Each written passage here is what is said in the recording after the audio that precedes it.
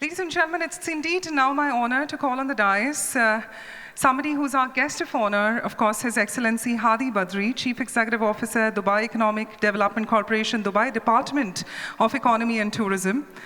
Somebody who's a notable figure associated with the Dubai Economic Development Corporation, a key government body responsible for driving Dubai's economic growth, supporting businesses, and overseeing various regulatory and licensing activities. His role, of course, focuses on overseeing the revenue generation strategies, helping to ensure the city remains competitive and economically sustainable. But a man of his stature would, of course, require a personal introduction as well.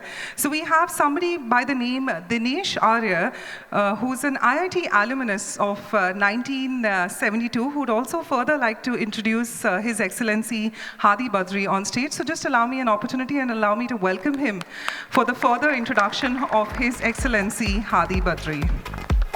Honorable Chief Minister Devendra Fadnavis ji, august dignitaries on the dais, off the dais, fellow IITians and friends. It gives me great pleasure to introduce His Excellency Hadi Badri, who has great links with India. His father graduated from the Wadia and BMCC College in Pune. And so he has some Maharashtra in his blood. In addition to this, what does Hadi mean in Arabic? It has two meanings. One is calmness and quietness, and the other is showing the way. So in his role as CEO of Dubai Economic Development Corporation, he's showing the way to enhance Dubai's economic agenda, foster innovation, drive its digital economy. Prior to this, His Excellency Hadi had an illustrious career in MNCs in various domains. He has gone through investment banking, e-commerce, real estate, hospitality, and several other areas. As CEO International of EMAR, he was the head of several countries, including India, Turkey, and Pakistan. It was during this period that, as an international headhunter, I met him and we revamped EMAR's India operations.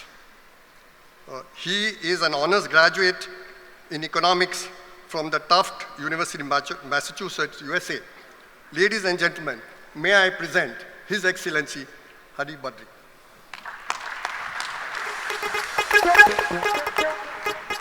Good morning, Honorable CM, distinguished members of the IIT community, esteemed guests, founders, and friends. Firstly, I'd like to thank Dinesh for this very warm introduction. Thank you for that, Dinesh. It's an immense privilege to stand before you today with such a remarkable gathering of visionaries, innovators, and leaders doing great things for the world. In the few minutes that I have to address all of you, I'd like to share a few learnings and insights from Dubai and hopefully inspire all of you to contribute to the Dubai dream. Let me start by sharing a personal story. My father often tells me his childhood stories from the 1950s and 60s. He studied in Pune, and recently, while we were in the car together, he shared a memory of his first trip to Mumbai with his brother by sea. As their boat approached Mumbai at night, just a few hours from the shore, he told me how awestruck he was by the sight of all of the lights. He had obviously never seen so many lights illuminated across the horizon. He contrasts that moment with Dubai of the past, which back then was just a village, hardly developed, few residents, no tourists whatsoever, and certainly none of the infrastructure that we see today. Let me put this into perspective for you. The population of Bombay in the 1960s was around 5 million. At that time, the population of Dubai was just 35,000. So you can understand why my father kept saying all of the lights. 60 years later, Dubai's population has grown by 100 times. And the number of tourists visiting us every year is 5 times greater than our resident population. You may ask, why did my father come on a boat by sea to Mumbai for his first trip? It's because we didn't have an airport in Dubai in 1960. Today, Dubai International Airport is the world's busiest international airport. It achieved that accolade for 10 years in a row. It is 25% busier than number 2 London Heathrow. And we now have travelers between Dubai and Mumbai that can choose from 15 flights a day. The transformation of Dubai didn't happen by chance. The groundwork for what Dubai is today began almost 200 years ago when the Al Maktoum family took control and established their rule of Dubai. From the outset, their agenda and their focus was very clear: to create an open and progressive society built on pro-business values and big ambitions. And despite every accolade and milestone that Dubai has achieved over the years, as a government, we still believe that there is work to be done to be truly excellent. This relentless drive has brought about the miracle of Dubai, a city transformed from a fishing village into a global hub of connectivity, opportunity, and innovation. And under our 10-year economic agenda called D33, we are stepping into the next decade of our economic transformation, powered by technology and future sectors. In 2017, Dubai launched the 10X vision. We challenged government entities to operate 10 years ahead of the rest of the world. This bold initiative spurred a lot of innovation, like blockchain-based land registries, autonomous transport systems, and a citywide IoT platform. However, 10X isn't just about technology. It's about creating an environment that recognizing that time is precious and happiness matters for every single resident and every single tourist to Dubai. Today, our flagship digital services platform is called Dubai Now. It offers 250 services, and 35 public and private entities are able to provide these services to simplify daily life. I mentioned our airport a little bit earlier. Our smart gates use facial recognition to enhance productivity and customer experience. I'm sure some of you have experienced it. The arrival experience is frictionless. It sees Dubai residents transitioning from landing to being in a cab on their way home in under 15 minutes, without speaking to a single immigration officer, without removing their passport from their pocket or their bags. This is really technology at work, delivering measurable value and lasting impressions. This is Dubai using technology not just to be better than the competition. This is Dubai adopting the 10X philosophy so that we break the mold, we think different, and we define the new benchmark for others to chase. Why do we do this? We do this because happiness in Dubai is not just a goal. It's measured, it's prioritized, and it's integrated into our decision-making. We have a happiness agenda, and we use real-time feedback from smart kiosks and mobile platforms to provide insights, and this allows us to improve our services over time. Recent results show a 90% happiness score for government services, which shows that we really care. But 90% isn't good enough for us. We're aiming for 100% next. Dubai has always been ahead of the curve in embracing future technology. In 2017, the UAE became the first country in the world to install a minister of AI. And despite us doing that in 2017, we feel that we were still behind the curve, despite being first in the world. We recently appointed 22 chief AI officers across Dubai government entities. In 2022, we launched the Virtual Asset Regulatory Authority as the world's first independent regulatory authority focused exclusively on the new world of cryptocurrency, blockchain, virtual asset technologies. Last year, we launched Sandbox Dubai, which allows startups to test and commercialize new technologies under supportive regulations.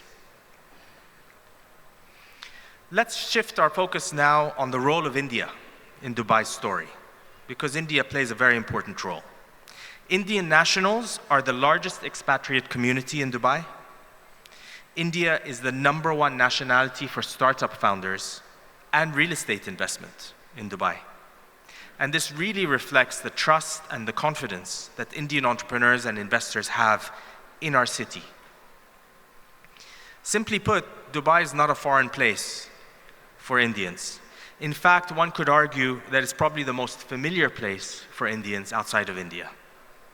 25% of all companies in Dubai have Indian origins, and we've been a thriving hub for even the largest, smartest, fastest Indian businesses. If we look at Wipro, Infosys, Tata Consultancy Services, all are driving the digital transformation in Dubai across sectors. Wipro has actually chosen Dubai as its regional headquarter to be able to implement its work. IIT alumni, in particular, have built promising startups in Dubai. Our leading international headquarters based in Dubai, and are making investments in Dubai and from Dubai. The recent announcement of IIT Madras establishing their first overseas R&D institute in Dubai, and IIT Delhi opening a campus in Abu Dhabi really underscores the partnership that the UAE and India have and highlight immense opportunities for the future.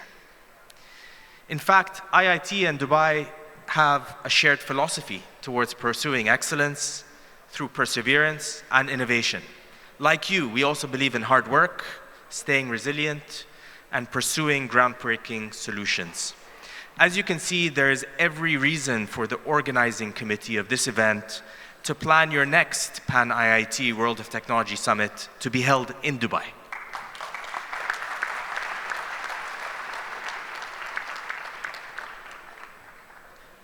To close, I'd like to offer a few quick takeaways.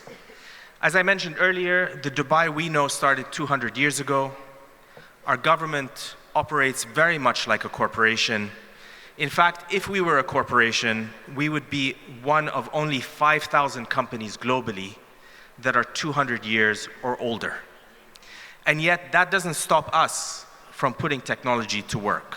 And so there should be no excuse for any company to avoid adopting technology at work.